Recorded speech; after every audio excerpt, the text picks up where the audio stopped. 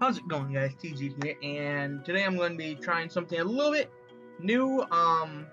Essentially, it's a little mini quote-unquote newscast type thing. Essentially, I'm going to be going over some of the smaller news from Final Fantasy XIV over the next week. Going to at least try this for a few weeks. This is obviously the first time I've actually even done something like this, so if stuff's not 100% accurate, my bad. That's gonna happen eventually at some point, but I'll try to keep stuff as accurate as possible and just talk about the main points.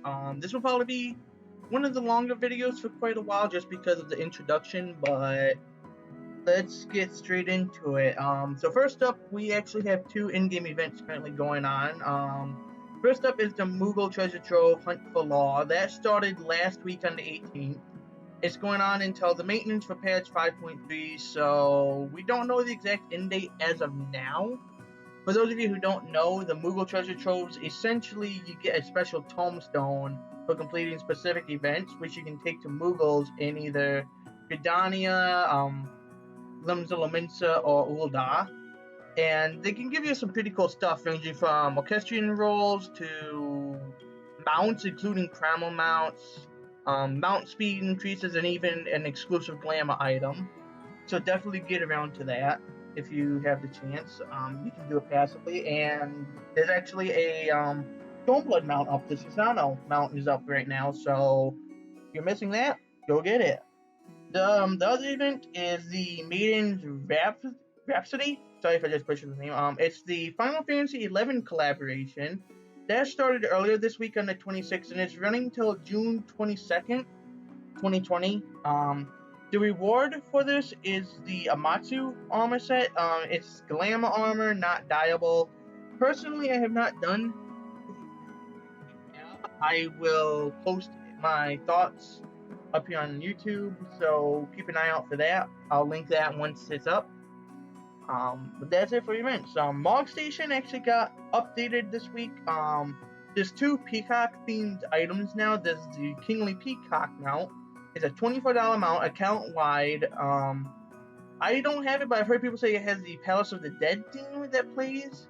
So if you're into that, go ahead. And it does have a mount action when on the ground. You can actually make the peacock pop out its feathers. So there you go. And to actually complement that, there's the Peacock attire, which is a full glamour set that is dyeable. $18. It's per character, not account wide like the mount. But you can dress as a peacock and ride a peacock. There's also a Fantasia sale going on right now. All Fantasia bundles are 30% off. Exact numbers on that is a single Fantasia is now $7. A 3-pack is $19.60, and a 5-pack is $31.50. That is in United States dollars, and the sale actually lasts until the 30th of 2020. That's it for the major news. Other than that, there was a live letter rerun last Friday. I believe it was the 14th, and the producers did talk about a few small things. Some of the big points: graphics engine update, currently not feasible, but it doesn't seem to be off the table. They are looking into 5-player mounts, so do keep an eye out for that. I wouldn't be surprised if they actually end up making 8-player mounts for 4 groups. Development-wise, things are actually supposedly on track, so 5.3 may not actually be delayed as much as people were expecting, and this one I'm not 100% sure on. I couldn't find exactly where the source for this is, but I have heard some people say there is talk they're looking into moving pillars from housing. I'm going to assume they mean the pillars that are on the walls. If you guys have a house, you don't know what I'm talking about, they get really annoying. And if they're actually looking into removing those, fine by me. And that's essentially it for the news. Other than that, Gold Saucer Weekly stuff, Fashion Contest 122. It's up right now. The theme is Wild Style. I'll link the post down below. Twitter post that has all the stuff to get an 80 or 100.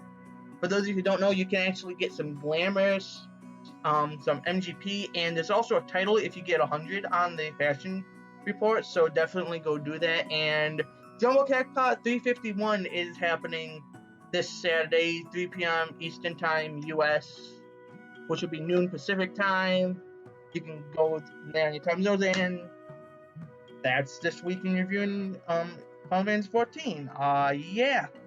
As I said, first time doing this, I know I already noticed a few things I could change, but if I missed anything, let me know down below in the comments, and everything I talked about here with relevance will be linked down in the description. So, thank you guys for listening, and have a good rest of the day. Bye.